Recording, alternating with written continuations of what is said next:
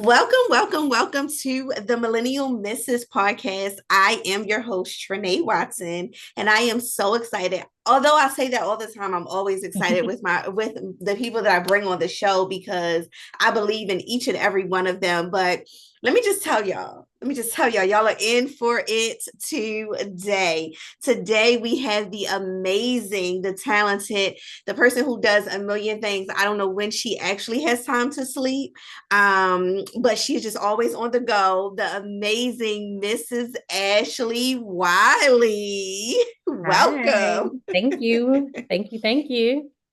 I am so glad that you had time to come in your busy schedule. For those who do not know who you are, would you mind just kind of going over who you are? So it's funny that this is the first question, and we talked about, just being transparent here because all women are going through different stages. I am struggling with how I introduce myself these days, and what I do. So, I mean, the most straightforward way is to say I'm a business owner. I own two completely different businesses, a florist, and a mental health program where we serve youth and families with mental health challenges, substance abuse. And so I'm a wife, I am a stepmother. I just usually say mom, but I'm a stepmother, a daughter. I do my best at still being a friend. And I just, I'm living life trying to figure it out one day at a time, just like everyone else, with all of my challenges and responsibilities.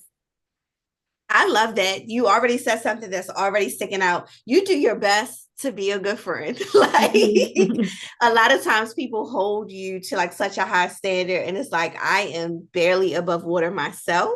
So there are times that I am going to fall short in that area. How do you manage like all of your things? And you did not tell anybody that you are RN, you are like let's So yeah, this I is a mean, whole if change you of want, career I path know, here. I know. So I guess if we want to just talk more about what I have done in my career, I started off my career as a registered nurse, serving people living with HIV and doing a lot of outreach in the community to get people tested and knowledgeable about HIV/AIDS. And so my career transitioned from outpatient HIV work to more health leadership as I became a nurse manager for infectious disease at University of Maryland, and then transitioned to Care First, where it was definitely a more administrative role as a director of regional care coordination for their patient-centered medical home program.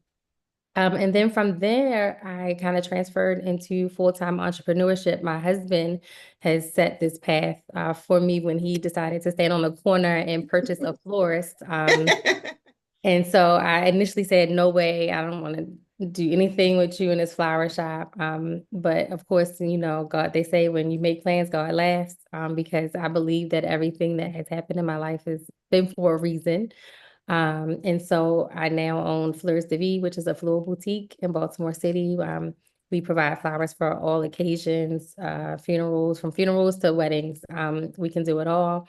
And then I guess I would say my baby is above it all. It's a program that I started in 2016 with for my husband again and some friends. And it's growing leaps and bounds every day. And so in that program, we're able to touch the community in different ways. We also have the Wylie Foundation, which started out in 2012. And that was really where my entrepreneurial journey began. I was helping people start nonprofits. And so at the time, it wasn't my husband, but my husband and his father allowed me to do my test pilot on them. And we started the Wylie Foundation. And what we were doing was gifting children with cancer. So we did trips, we did room makeovers, we did back to school supplies like MacBooks and book bags, whatever they needed to go back to school. We did wardrobes, whatever the kids were asking for, concerts out of town, anything, whatever the kids were asking for. We were just trying to add some light into their world as they were battling their cancer journey. And so since we have started doing more things in the community, we have broadened the focus of the Wiley Foundation. But we still do provide the gifts, the wishes, as well as, clothing drives, food drives, scholarships, whatever anybody asks for. I think my family usually just says yes. And so I think those are the things that I really have going on right now. I love that. And we definitely have to shout out the flower shop. I do. So I'm not a flower girl, but I will be a flower girl for your flower shops. And I have sent out flowers to friends. And what I have consistently always gotten back is, oh my God, these flowers smell so good. Oh my God, these flowers are just so amazing. They last, they last, they last, they last. So definitely going to shout out the flower shop Thank you. because it's definitely amazing. So tell me, out of all the things that you do, the titles, the hats that you wear, and everything like that, how do you make time for you? Well, sometimes your body will make you make time, right? And so, I don't know, every day somebody's telling me, you gotta do better, you gotta do better, you gotta sit down. But sometimes even when I sit down, I'm not sitting down. So my body will eventually sometimes tell me it's time. And I'm a person that requires sleep. So when I get home, I crash. Like I don't sit up and watch TV. I have to wait to like a Sunday where have uninterrupted time. But other than that, I'm falling asleep on TV. If I feel like I really need a break, I love massages. I feel like we don't plan vacations just for ourselves, but I have a lot of friends and they always got something going on. So we'll attach ourselves to a trip because we won't do it for ourselves. So I kind of try to fit it in when I can get it in, but I feel healthy. I feel strong. I feel like I've done better year over year with making time for myself, making sure I get up and work out in the morning.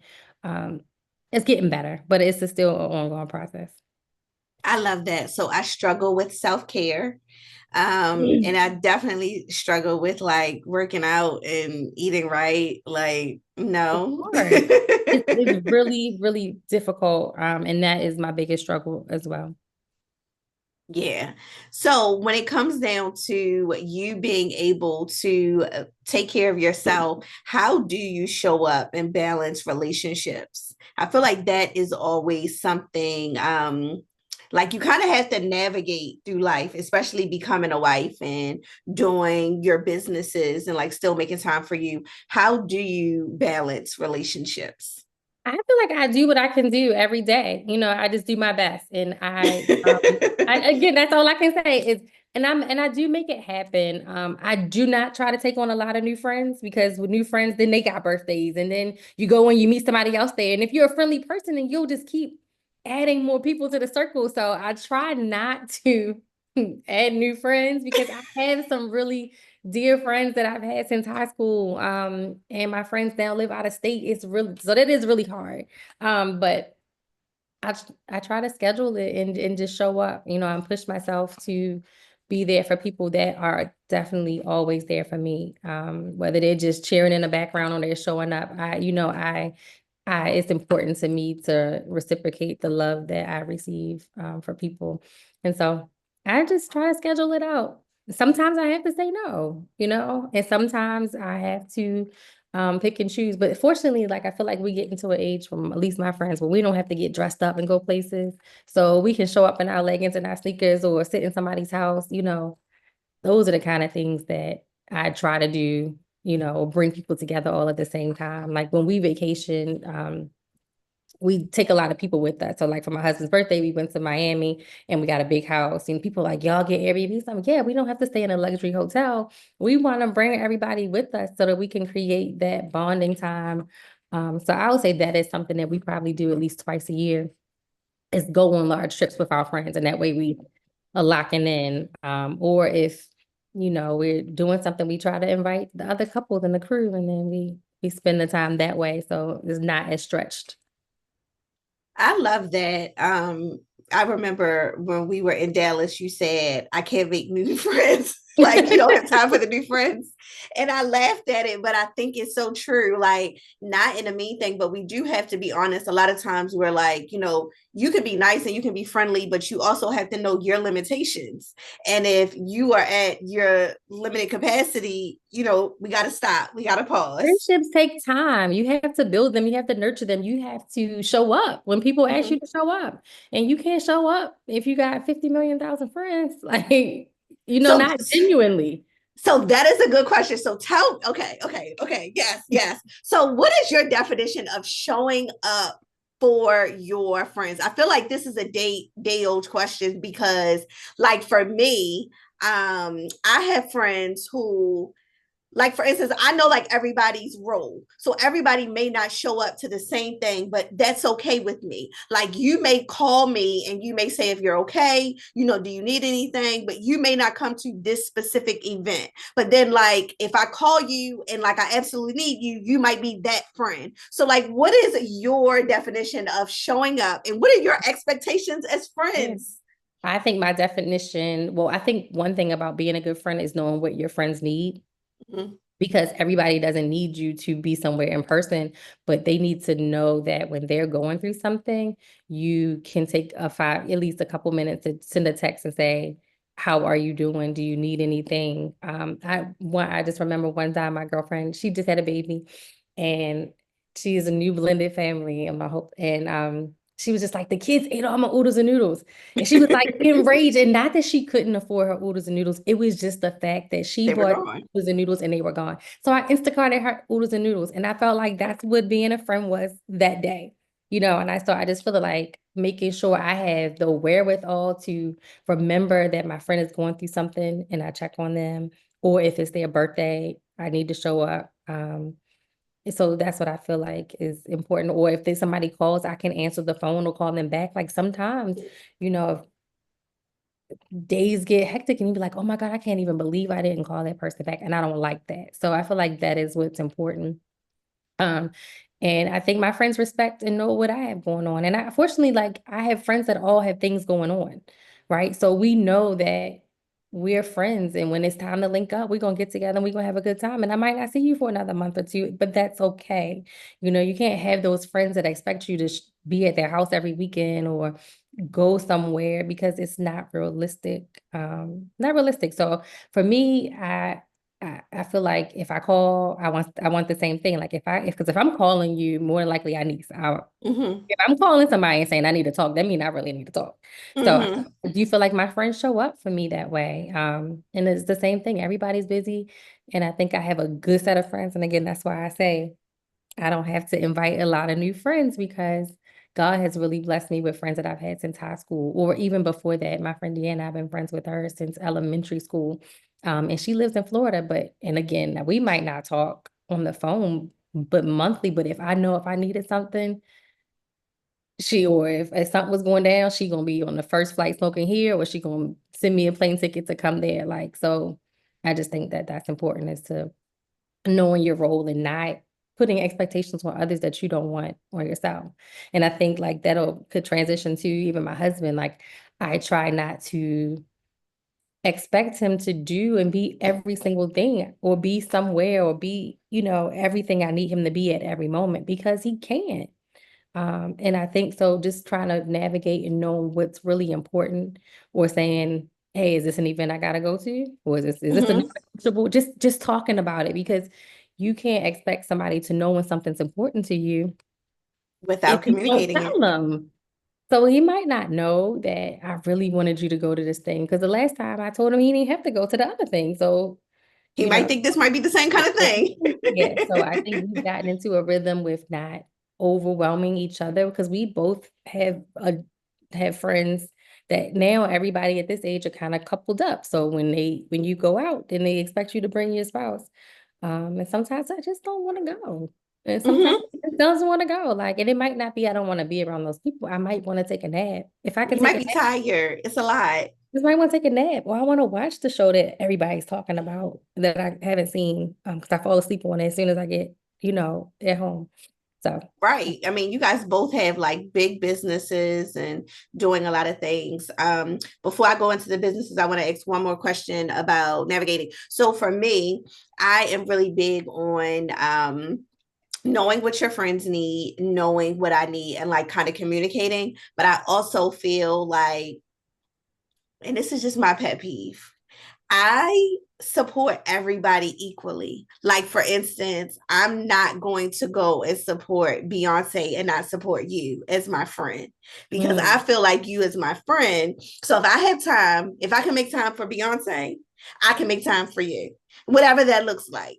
And so, like, I know for me with school and like me about to be doing the bar, I don't have time for a lot of things. And so I'm learning to like be okay with like saying no. And that was hard for me to like transition because I do value showing up for people. Mm-hmm. So, but like now it's like, well, if I can show up for Beyonce, I'm gonna show up for you. But now I can't even show up for Beyonce. But I know you're gonna show up for Beyonce, aren't you? Are you going to the show? Because I I'm know gonna you find are. somewhere to show up for Beyonce. But that's the kind of thing. I'll have to make a vacation of it. I will try to make a vacation of it so that take a vacation. Like if I have a purpose or a reason, then I'll take off. But if it just be like, oh girl, let's make a vacation, I'd be like, now I gotta work, So but if Beyonce's attached to the vacation, all right, going to see Beyonce in Paris, let's go, or Let's Chicago. go. But so yeah, I'm gonna show up for Beyonce somewhere. I know you are. I know you are. I'm mad at these dates. They are not aligning with this bar schedule, but we're gonna work it out. I'll be at the next one. But so tell me, with the position that you are in with your businesses and the position that your husband is in, um, something that I get from a lot of people is that oftentimes the people in their circles don't necessarily pour into them the way that they pour out.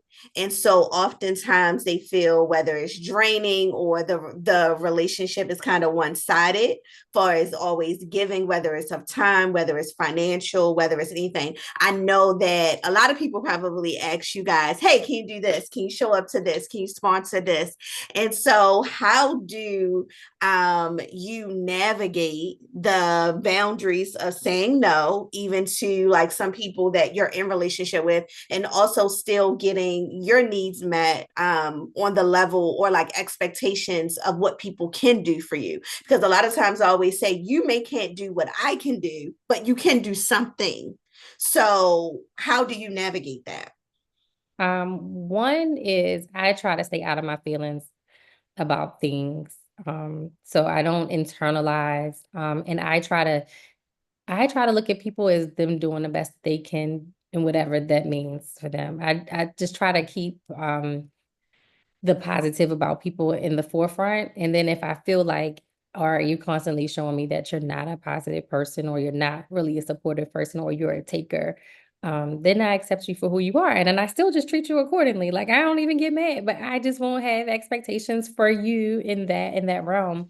And I think that keeps my head clear with not having a feeling or not being disappointed over and over again.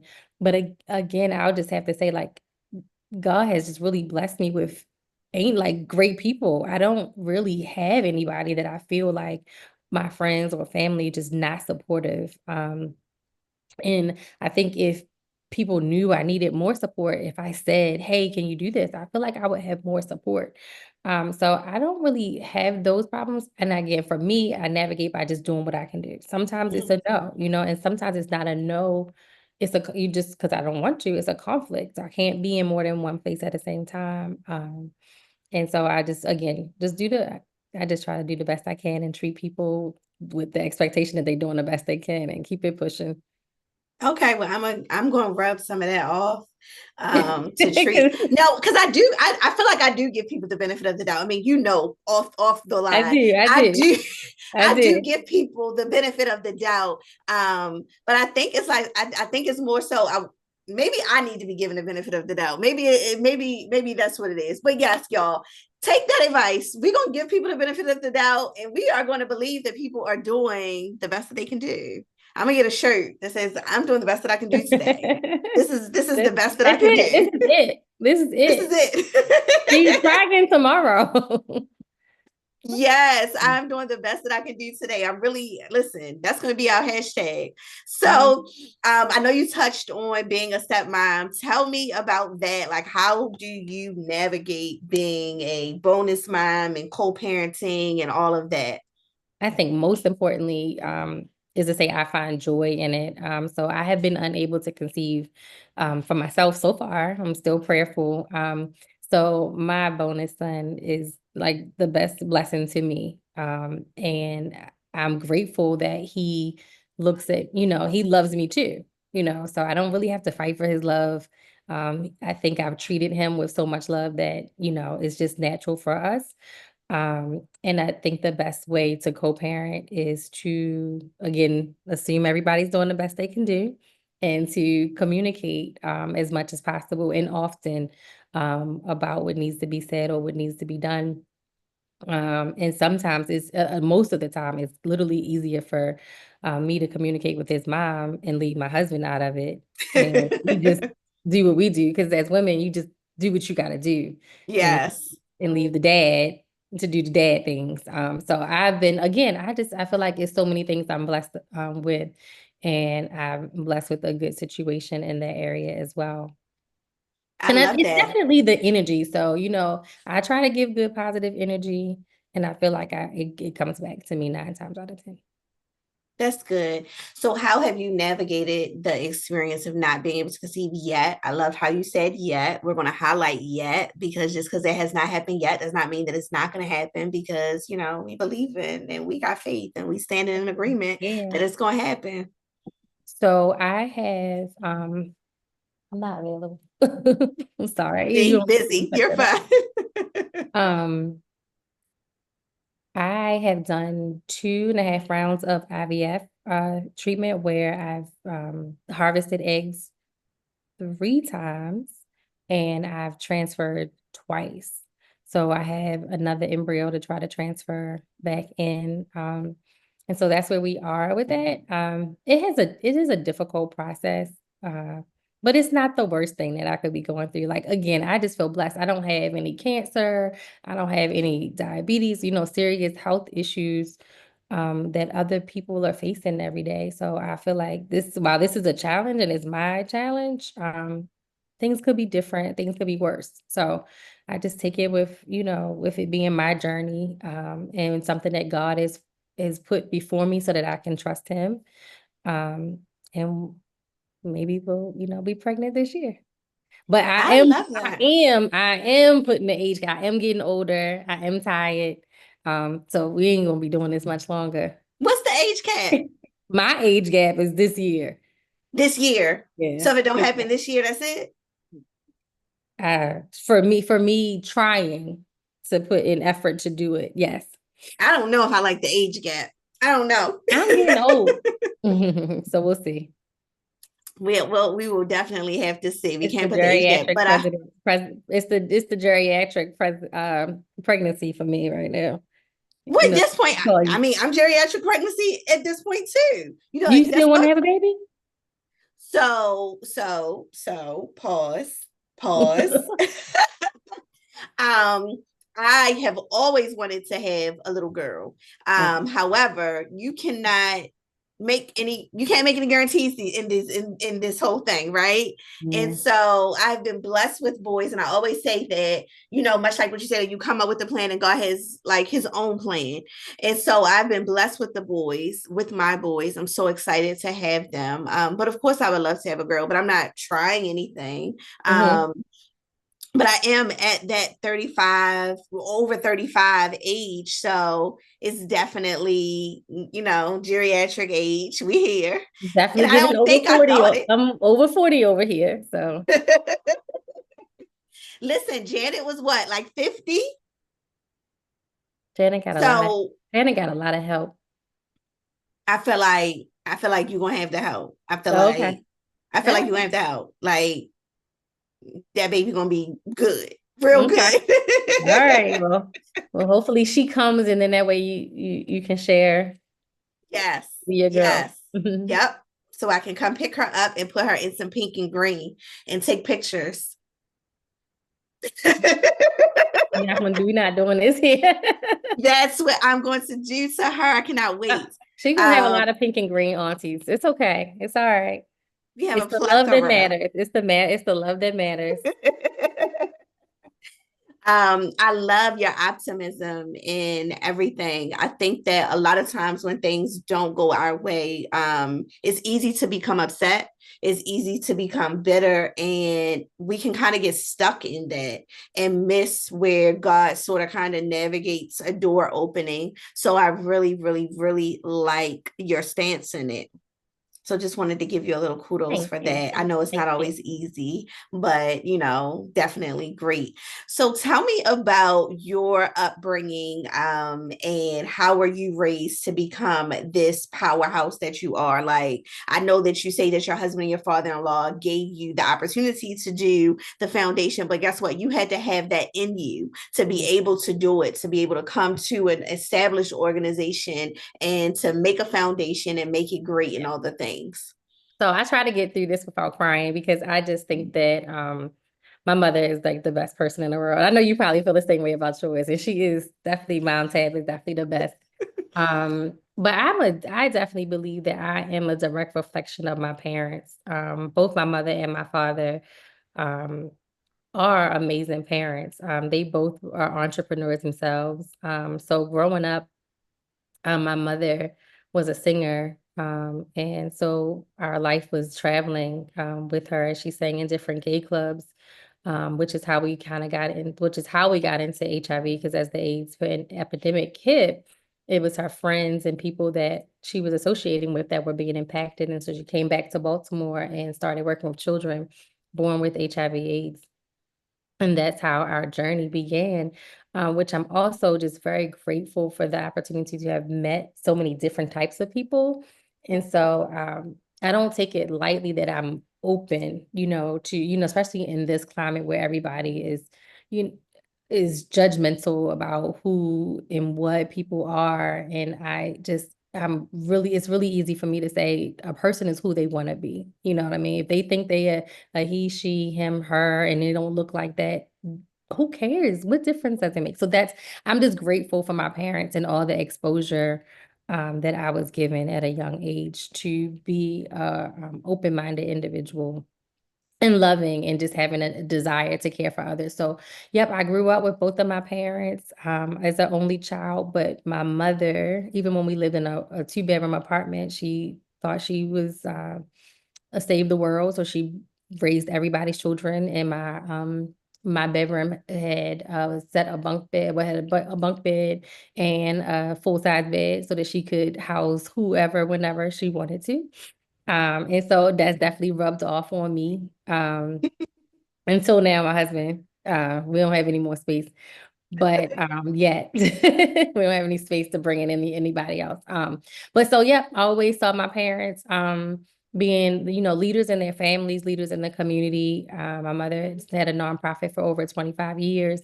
So I watched her, start a business from nothing. Same with my dad. He stopped working in corporate America decades ago. And so we laugh at him because we like, you put on real clothes today because he wears his sweats and, I don't know what he even does half the time, but, he's always been a provider. So, my household has been very strong with parents and good leadership. Just like you said, yes, they instilled that in me, and everything I have is, I believe I'm who I am because of them.